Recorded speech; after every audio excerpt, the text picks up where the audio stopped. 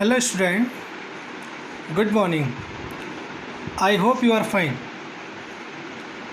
You know that GDP, increasing GDP maintains welfare of the country.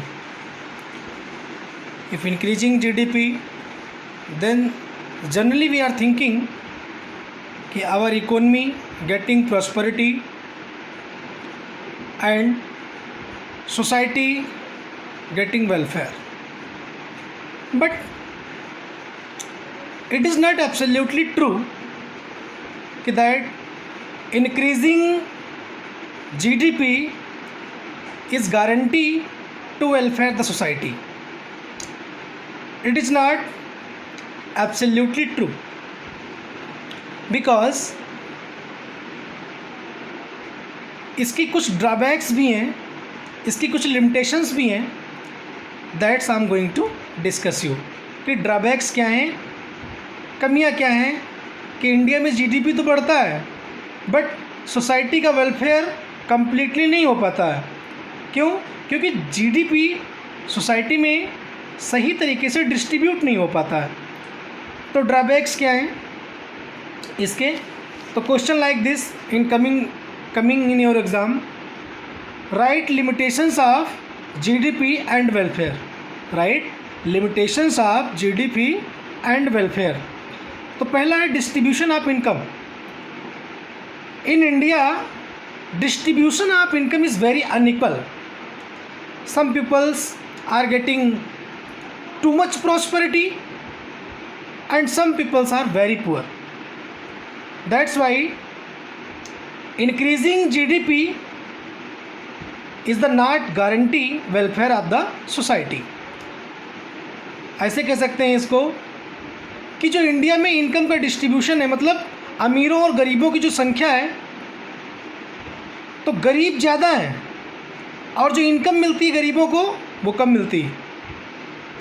जो गरीब है वो गरीब होता जा रहा है और जो अमीर है वो अमीर होता जा रहा है. तो इसलिए जो अमीर बंदा है वो जीडीपी का ज़्यादा परसेंटेज एक्वायर करता है, इसीलिए तो अमीर होता जा रहा है. तो ये हमारे यहाँ जीडीपी का लिमिटेशन है. इससे हम कह सकते हैं कि जीडीपी बढ़ने से कोई ज़रूरी नहीं कि सोसाइटी का वेलफेयर हो ही. क्लियर? दूसरा पॉइंट है composition of GDP. Composition of GDP क्या है कि हम प्रोड्यूस क्या कर रहे हैं. कंपोजिशन ऑफ जीडीपी क्या है कि हम प्रोड्यूस क्या कर रहे हैं. अब सपोज करिए कि आप डिफेंस गुड्स प्रोड्यूस किए जा रहे हैं, तो डिफेंस गुड्स से डायरेक्टली पुअर पीपल का वेलफेयर नहीं हो पाएगा. डिफेंस गुड्स आप प्रोड्यूस कर रहे हैं तो उससे डायरेक्टली सोसाइटी का वेलफेयर नहीं हो पा रहा. हालांकि इनडायरेक्टली है बट डायरेक्टली सोसाइटी का वेलफेयर नहीं हो पा रहा है. क्यों नहीं हो पा रहा है? क्या गरीब बंदूक खाएगा? क्या गरीब बारूद खाएगा? क्लियर? तो कंपोजिशन ऑफ जीडीपी इंडिया में वेरी अनइक्वल है. That's why composition of GDP may not be welfare oriented. For example, increasing in the production of defence goods does not lead to any direct increase in welfare of the society. अगर आप society के according ही goods produce करते हो तभी society का welfare होगा. और अगर आप ऐसी गुड्स प्रोड्यूस करते हो जो डायरेक्ट सोसाइटी को वेलफेयर नहीं देती है तो उनसे सोसाइटी वो जो कंपोजिशन है वो अच्छी आपकी नहीं होती है. क्लियर? तो कंपोजिशन ऑफ जीडीपी ये इसकी लिमिटेशन है जीडीपी की. थर्ड है non monetary exchange. Non monetary exchange क्या होता है? Exchange goods for goods, CC system, जिसमें कहा कि आप हमें चावल दे दीजिए, आप हमसे गेहूँ ले लीजिए. You provide me wheat, I will provide you match. तो ये जो बार्टर सिस्टम है गुड्स का एक्सचेंज गुड्स के साथ, ये इंडिया में स्टिल एग्जिस्टेंस में है, स्टिल प्रिवेल्स. तो ये सिस्टम क्या है? गांव में चलता है, किसी ने किसी को आटा दे दिया तो उससे चावल ले लिया, उससे मक्का ले लिया, किसी ने कुछ बदला, ये सिस्टम चलता रहता है. तो ये चीज़ें जो होती हैं वो जीडीपी में रिकॉर्ड नहीं होती हैं. जो बार्टर सिस्टम में चीज़ें होती हैं वो जीडीपी में रिकॉर्ड नहीं होती हैं. जब रिकॉर्ड ही नहीं है तो इससे क्या होता है? जीडीपी अंडर एस्टिमेटेड हो जाता है. इससे क्या होता है? जीडीपी अंडर एस्टिमेटेड हो जाता है. क्लियर? तो जब जीडीपी अंडर एस्टिमेटेड हो जाता है तो आप करेक्ट वैल्यू नहीं पता, करेक्ट वैल्यू आपको पता नहीं लगती है कि जीडीपी कितना है। क्लियर? तो ये भी एक इसका ड्रॉबैक्स है कि नॉन मॉनेटरी एक्सचेंज जो होते हैं, नॉन मॉनेटरी एक्सचेंज जो विलेजेस में होते हैं, गुड्स के बदले गुड्स, तो वो जीडीपी में रिकॉर्ड नहीं होते हैं, तो इससे जीडीपी का नुकसान होता है। तो थर्ड ड्रॉबैक्स हो गया नॉन मॉनेटरी एक्सचेंजेस।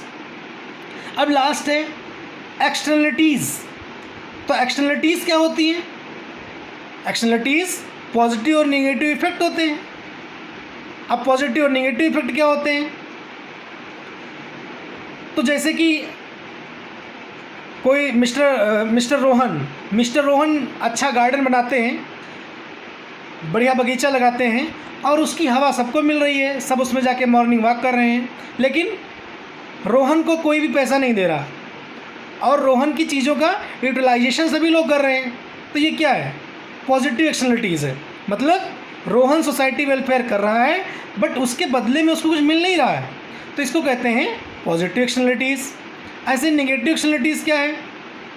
जैसे आप अपने गांव में कोई फैक्ट्री लगा दीजिए और वो फैक्ट्री स्मोक वॉमिट कर रही है, स्मोक इमिटेड कर रही है, निकाल रही है। अब स्मोक से क्या होगा? जो धुआं निकलता है आपकी सोसाइटी में क्या होगा? कैंसर डिजीज़ेज़ होंगे, लंग्स डिजीज़ेज़ होंगे, तमाम तरह के डिजीज़ हो जाएंगे। लेकिन फैक्ट्री मालिक को उसकी पेनल्टी नहीं लग रही है, वो सोसाइटी को अनवेलफेयर कर रहा है, सोसाइटी को पोल्यूट कर रहा है, बट उसको कोई पैसा नहीं देना पड़ रहा है। तो ये क्या है? ये आपका क्या है?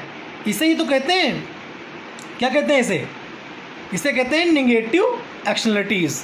तो externalities refers to good and bad impact of an economic activity. Externalities refers to good and bad impact of an economic activity without paying the price or penalty. Externalities क्या हैं? कि वो इकोनॉमिक एक्टिविटीज़ हैं जिससे good और bad impact पड़ते हैं, लेकिन उसके एक्सचेंज में, उसके बदले में कुछ मिलता नहीं है। जैसे कि हमने आपको रोहन और मोहन का एग्जांपल बताया कि सपोज करिए आप अच्छा बगीचा लगाते हैं, पूरे दुनिया को अच्छी हवा मिलती है, बट आपको पे कोई नहीं करता है आप। और ये पॉजिटिव एक्सटर्नलिटीज़ हो गई। और नेगेटिव एक्सटर्नलिटीज़ क्या होती है? कि आपने जो है गांव में फैक्ट्री लगा दी, धुआं निकल रहा है, गांव के लोग बीमार हो रहे हैं, बट आपसे पेनल्टी को नहीं ले रहा है। तो यही जो है आपकी हो गई सारी लिमिटेशंस ऑफ जीडीपी में लिमिटेशंस कौन कौन सी हैं? डिस्ट्रीब्यूशन ऑफ इनकम का है, very unequal, composition of GDP है, नॉन मॉनेटरी एक्सचेंजेस हैं और एक्सटर्नलिटीज़ हैं। I hope you are understanding topic.